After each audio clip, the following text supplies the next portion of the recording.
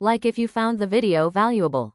Detective Elise Carver wasn't the kind to be startled by early morning phone calls. But when dispatch informed her of a break-in at the estate of Harold Wexley, a retired federal judge known for his reclusive lifestyle, something felt off.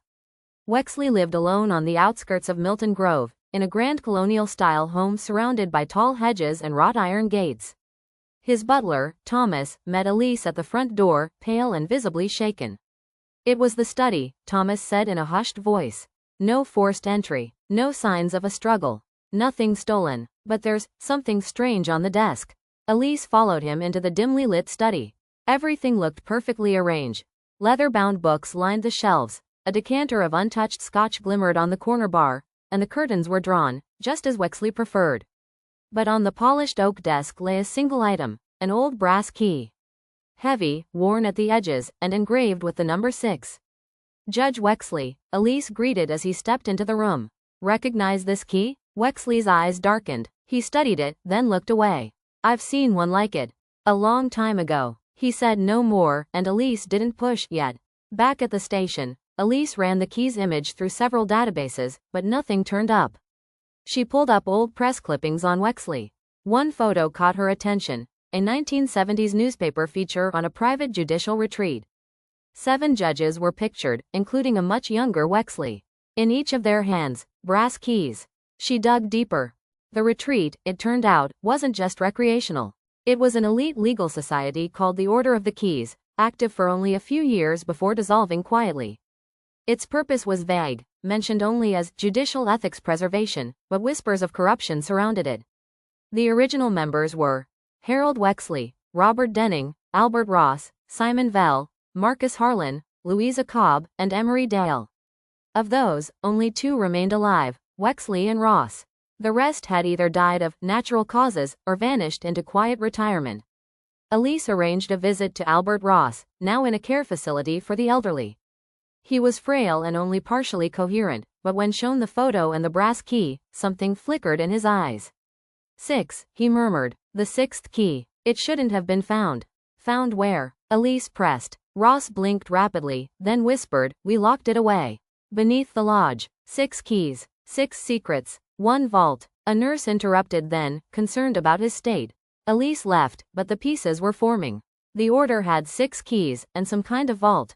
Back at her desk, Elise traced the group's retreat lodge, located in a now abandoned estate in upstate New Hampshire.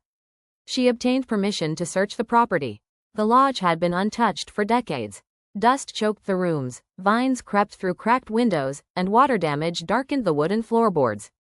In the basement, she found something strange, a wall safe built into the foundation, partially hidden behind a false cabinet.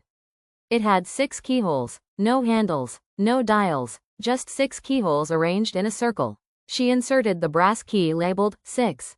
It fit smoothly with a soft click. 5 more to go. She needed the other keys. Elise returned to Wexley, this time more direct. "There's a vault. It requires 6 keys. I found it. I used yours." Wexley looked pale but composed. "It's not a vault. It's a tomb." "What's inside?" He hesitated. "Records. Evidence. Things we buried long ago, to protect the integrity of the judiciary. Or so we told ourselves." "You mean you covered something up?" Wexley stood slowly. "A boy named Colin Vinter disappeared in 1976. He'd been assaulted and killed. His father had dirt on 2 of our members, and in return, we arranged a quiet investigation. The wrong man was blamed. We ensured his conviction." "Who?" "A drifter. Jonathan Cray. He died in prison 2 years later." "Why come forward now?" "Because someone is collecting the keys. You have 1. Ross must have had another. That means someone else is trying to open the vault. And they don't want justice, they want leverage." That night, Wexley was found dead in his study. An apparent overdose, but Elise didn't believe in coincidences. His key was gone. Elise went back to Ross's care home. His room had been cleaned out. The staff claimed his nephew had collected his belongings. But Ross had no known family. She obtained the security footage. A tall man in a gray coat and fedora, face obscured by a scarf, had left carrying a small black case. The man also appeared in background footage at Wexley's estate days earlier. Whoever he was, he now had 2 keys. Elise had to move fast. She tracked down Marjorie Denning, widow of Robert Denning. She lived quietly in Maine and agreed to meet. He left instructions, she said. Said the key was never to be used. But if anyone came asking, I was to give them this. She handed over a heavy key engraved with a 3, along with a sealed letter. Elise opened it in the car. To whoever reads this, I regret everything. We failed. We silenced a victim's truth. If you're trying to open the vault, beware. Some secrets should never see daylight. She now had 2 keys, 3 and 6. A week later, an anonymous envelope arrived at Elise's office. Inside was a 4th key, marked 1, with no note. Only a news clipping of Jonathan Cray's arrest. Whoever sent it wanted the truth revealed. Or at least for Elise to keep digging. Elise placed the 3 keys into the vault. They clicked in cleanly. 3 left. She visited the family of Louisa Cobb, who had passed 5 years earlier. Her niece, Dana, remembered something odd. She kept a safety deposit box in Boston. Always said it contained her sins. With a warrant, Elise accessed the box. Inside, another key, key number 2, and a faded photograph of a young boy, Colin Vinter. 4 keys. Back in Milton Grove, Elise was getting noticed. A black sedan began trailing her. Her apartment was searched. Someone wanted her to back off. Then the message came, slipped under her door. You opened that vault, you won't make it to trial. She reported it, but there were no fingerprints. Someone powerful was watching. Still, she pressed on. The 5th key came from an unlikely source, a retired reporter named Jack Voss who had covered the Order's early days. He met Elise in a diner and slid the brass key across the table.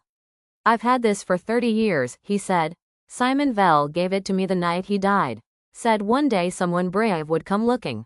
Why didn't you publish the story? Jack looked down. Because I was paid not to. Elise returned to the vault with keys 1, 2, 3, 5, and 6.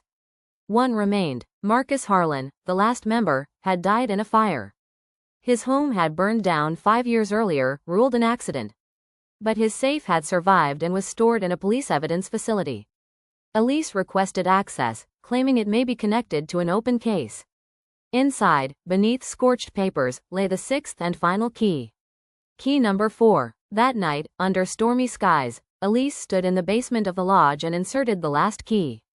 A deep mechanical whirring echoed through the walls. The vault door creaked open, revealing an old chamber lined with file boxes. Inside were documents, photographs, confession tapes, an entire archive detailing the corruption of the Order. The cover-up of Colin Vinter's murder. Bribes, framed suspects, judicial manipulation, and a sealed envelope addressed to the next generation of justice. Elise took it all. She brought the evidence to the state attorney general, bypassing local channels. Within a month, an official investigation launched. Names resurfaced. Cases were reopened. Families were notified. Colin Vinter's remains were found in a shallow grave near their original lodge. Jonathan Cray was posthumously exonerated. And the man in the gray fedora? He was never identified, but Elise believed he had been one of them, perhaps Emery Dale, trying to either cover up or finish what he started. The Order of the Keys had thought they were above justice. But 6 keys opened more than just a vault. They opened the door to long-buried truth.